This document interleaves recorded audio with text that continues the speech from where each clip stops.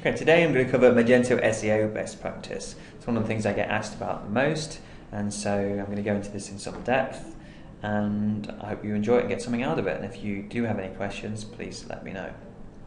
So first of all, I started off with a kind of a mind map of all the things that SEO kind of covers.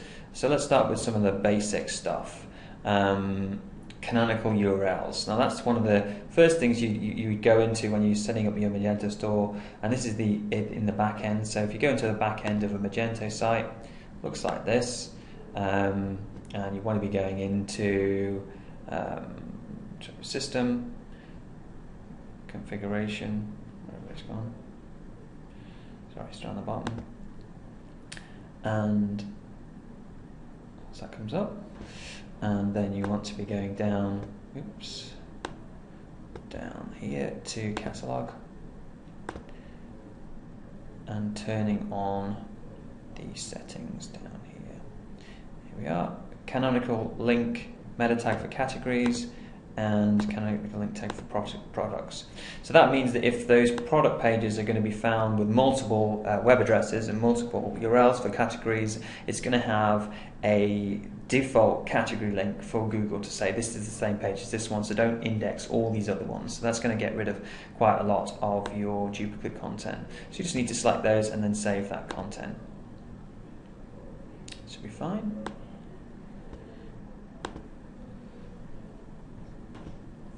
And then what we want to look at is the basic things like meta descriptions, meta titles, and meta keywords. Now, one of the mistakes that a lot of people make is that when in the back end they go and see the system, they default meta tags, and they go, oh, I've got default meta tags. What I want to do is go into the ones and put the default ones in. So what you want to do is go into design, and what you want to do is go down here and make sure that these ones are blank. Now, a lot of the time you actually see that it says default description, and default keywords will be like Magento, Very, and e-commerce and stuff. So the most important thing is to make sure that those are blank. And then the other thing is index follow on. You want to make sure that this is follow so that the site can be indexed by Google. So you probably also want to take out the default title. So rather than having default ones, which means that pretty much every page is going to have them unless you entered them in, and what that's going to do is if you go in Webmaster Tools and go to optimization and HTML improvements, it's going to show that it will show you that you would have, well, this one's not showing anything, but you'd have a lot of pages with the same meta tags, and so that Google is not going to like that. And so you should try to actually spend the time to do your own meta tags. Now, the way you would do that, so you go in the CMS and the pages, you'd make sure that the pages you've got, so this is the About Us page, you'd make sure that they've got default meta title and this and description there, and spend the time to go and put those in there. And then the page content, the page title, and the page URL is going to come from this. So these are going to be very important for your pages. You're going to want to make sure you've got your SEO keywords in these places as you build the site at the beginning, because it's more difficult to change things on later on as you go on with the site. Okay, so going back to the list. So that's how that works. And then the same thing for the products and categories. So if you go into manage products, when you're building your products and putting those in, you should always be thinking about the meta titles that you want to put in as well. So to do that, you would just go into, this is in a product, meta information, and meta keywords and title. And the product title, which its name is going to be what's used as the page title as well. So your product names are going to be very important to how it looks on Google in the search engines. Same for categories. You go and manage categories.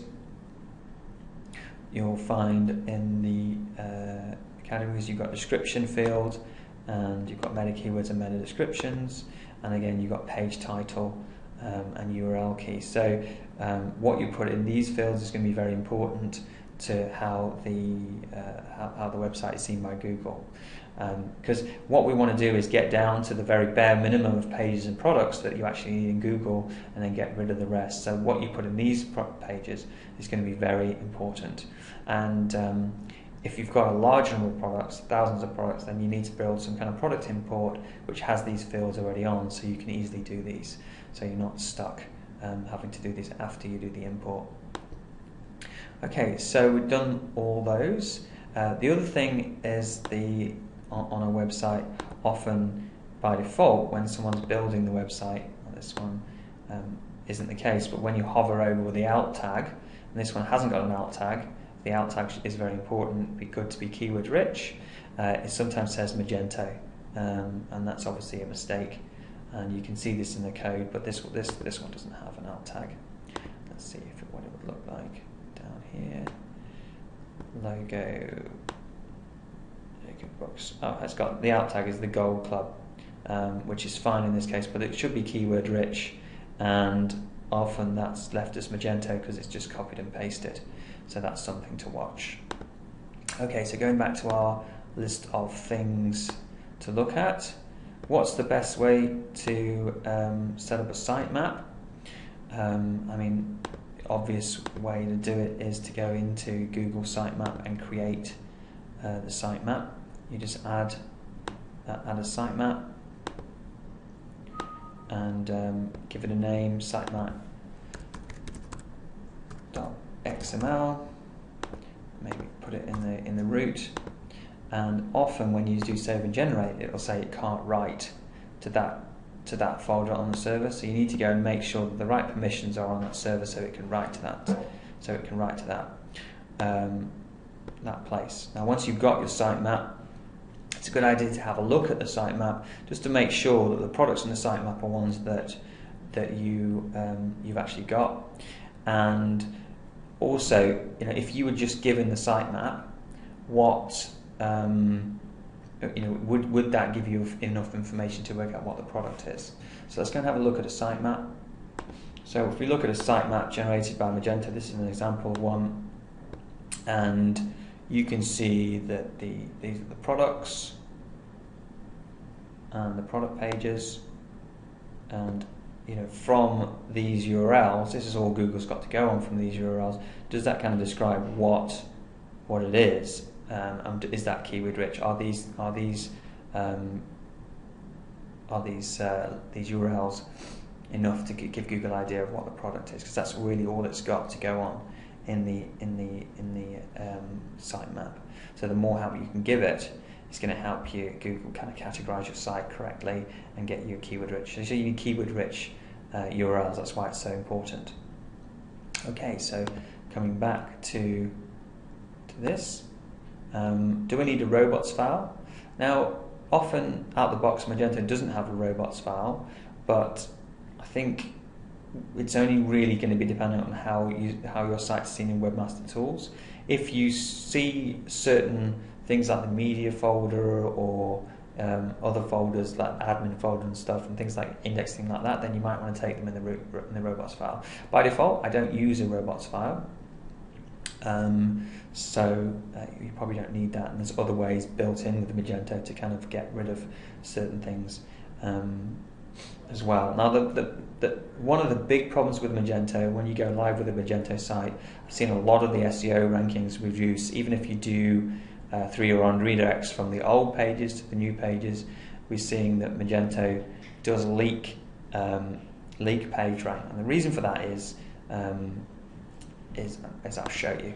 So if you often find, if you go and have a look in Webmaster Tools and go and have a look at health, I think it is, index status. Now this is considering this is a site with about 200 products. You'll see that the total indexed is 17,222, and it's just been going nuts over time. So you can see the index is going way out of control. And what you really want to see is about 200 pages in the index, rather than thousands and thousands and thousands and thousands of products.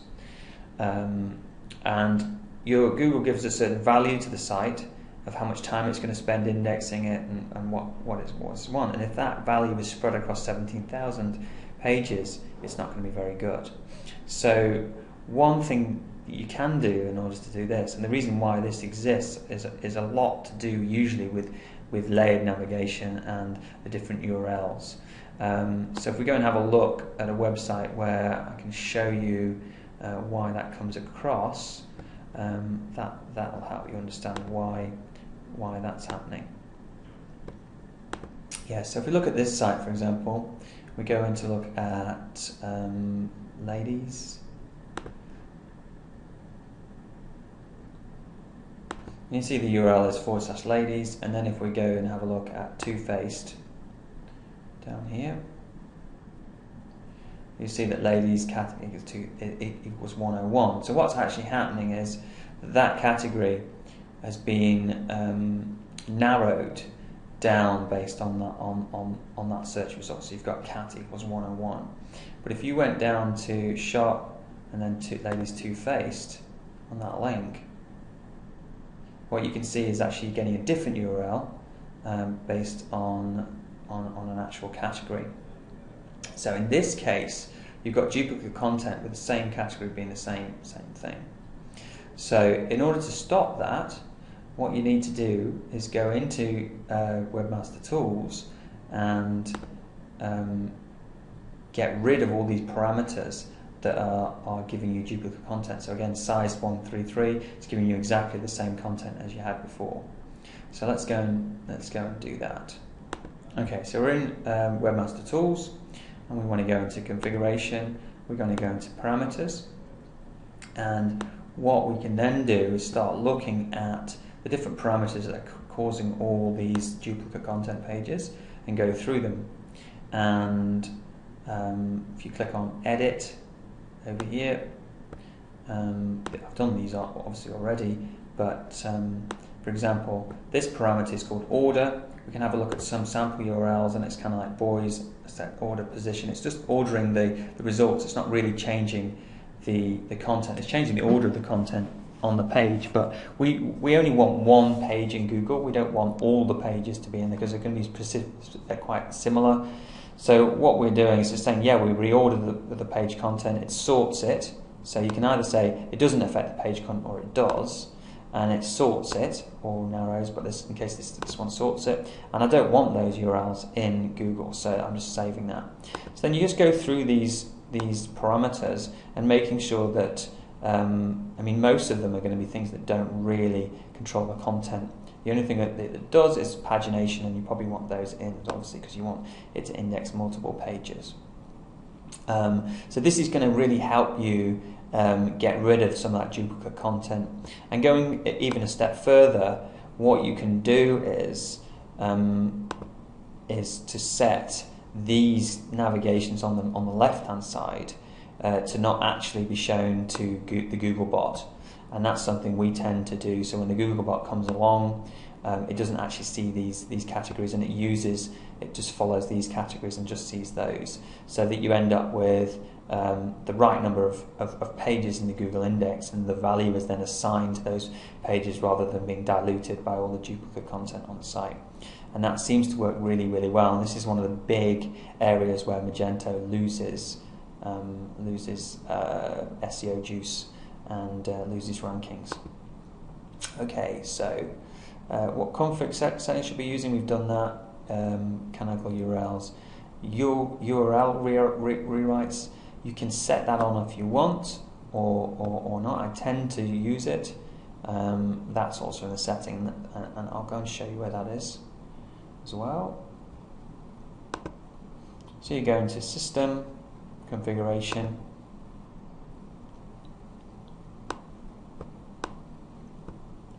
Just bring that on the way, and then you go into Web, and there's a search engine optimization item there, and use server rewrites, and set that to yes. And that's going to just add a little bit of extra information onto the URL that gives it slightly more SEO keywords in the URL, so it's worth doing if you can. It's not always needed, but it's certainly something that's going to help. And if you're doing it from scratch, I usually turn that on. Sometimes I see a site where we can't change things because the way it's set is going to change the coding of the site. So sometimes I don't need to turn that on, and it's fine. So that's okay. Okay, so going back to the list. Oh, this thing's a bit annoying, isn't it?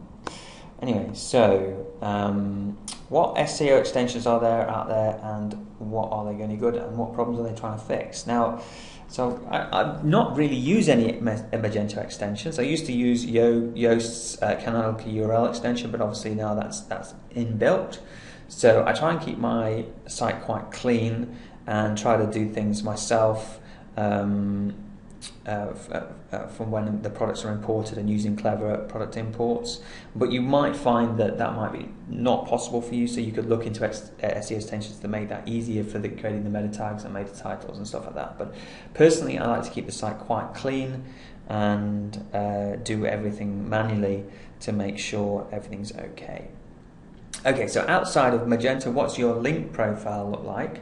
So you can use the tools such as Majestic SEO, so let's go and have a look at that. Okay, so here we are in Majestic SEO, and you just basically start by entering a website address. So this is a brand new site, so I imagine the link profile is going to be pretty, let's have a look anyway. Pretty naked. Let's have a look. Okay, so here we are. Down here you can see what the link profile looks like, and you can see it's very sparse. There's not many link profiles, and you can see what the anchor text is. And this obviously shows the amount of links pointing back to your site.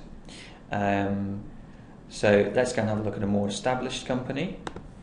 See what they look like.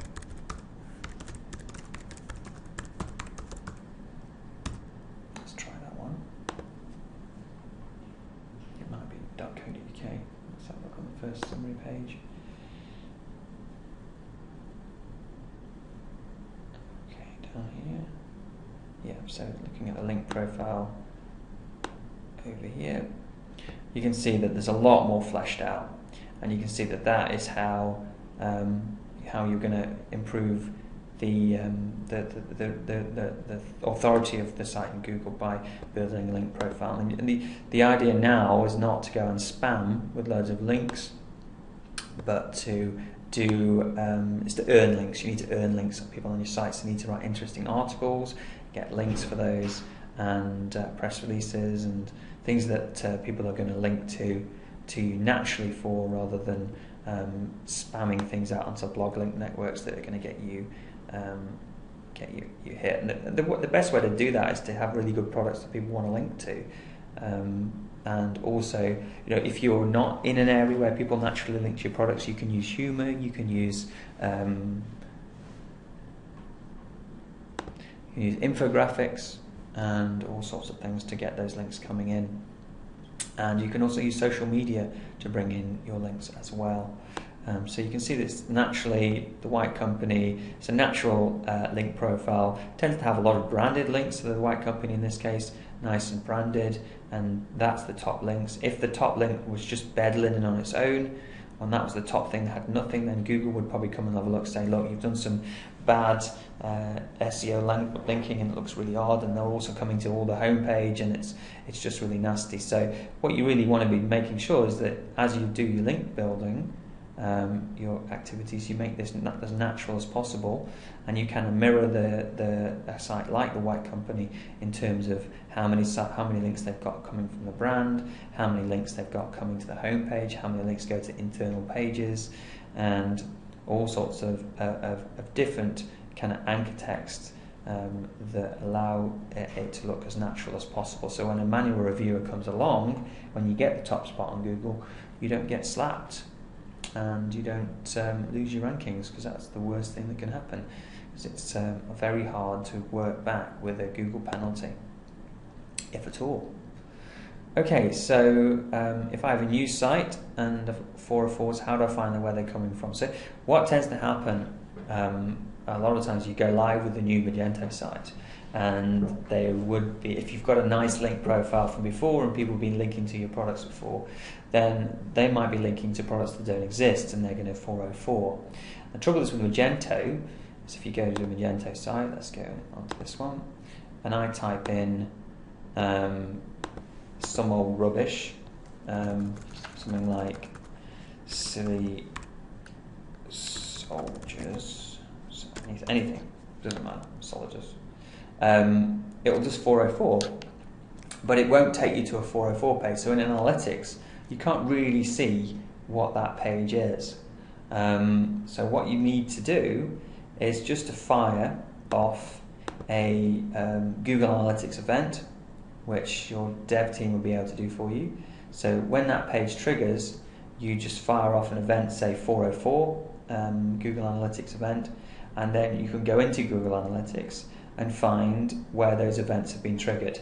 And once you know where those events have been triggered, you could say, oh, this silly solidus page is being linked to from all these places. So what I'm going to do, we don't sell that product anymore. I'm going to go and take them to an equivalent product, or I'm going to take them to a search where similar products, or I'm going to explain, have a static content page to say, sorry, this product isn't available anymore, but you might be interested in looking at this, and this. It's very similar, or that product that you're looking for has actually been upgraded, and now this is a better product. So what you're trying to do is actually manage the user coming for a 404, A, from the user's point of view, because you don't want to lose a sale, but B, from Google's point of view. If Google keeps on bringing people to pages at 404, again, this is going to be duplicate content for all the pages, and it's not going to like that, and so it's something you need to improve in your SEO. So every time your 404 page triggers, have a Google Analytics event that triggers saying 404 with a label, and then you can do a report of the pages where those events are happening, and then you can see which pages are going to be most important. Once you know which pages it's going to be happening, you can then look at the previous navigation of that page to see which page is calling it, and whether or not it's coming externally, and then work out what to do with it. And that's really going to be producing a lot more quality on your Magento site, both for Google and for the visitors.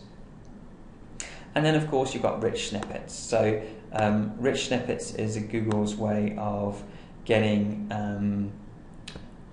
the product reviews and extra information about product sale prices, things like that, into the Google results. And you've probably seen those come through. Now, there's no point me covering this in detail, because you might as well just go and read the Yoast article on it, which is yoast.com rich snippets Magento.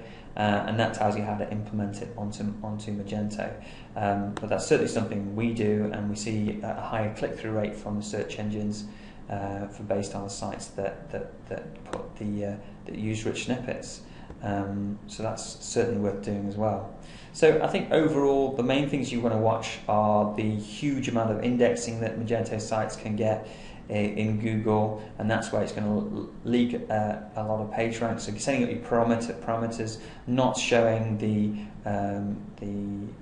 layered navigation to the Google bot, and also getting your sitemap correct is going to be a really good starting point. Also, putting a product feed into the merchant feed, again, when you do that, you've got slightly more information, but still you've got to make sure that just from that listing in the product merchant feed, that Google understands what the product is, who it's relevant for, which searches it's relevant for. So by putting in product or keyword specific or keyword rich product listing information in the merchant feed is going to help you as well with SEO. So that gives you the basic setup. Obviously, you've got the more normal work to do with the link building and where you're linking to and stuff, but that's general SEO. Just wanted to cover the standard Magento SEO setup, and hopefully I'll add to this as I get more information. So hope you enjoyed it. I'll just go and put this up.